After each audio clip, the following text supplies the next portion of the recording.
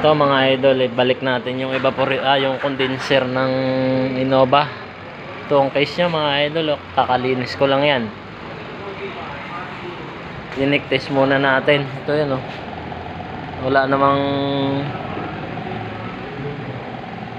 Wala namang leak mga idol. Yung meron lang talaga yung kanina sa likod. Yun lang talagang malakas yung leak kanina nun mga idol. Ito parang wala naman eh.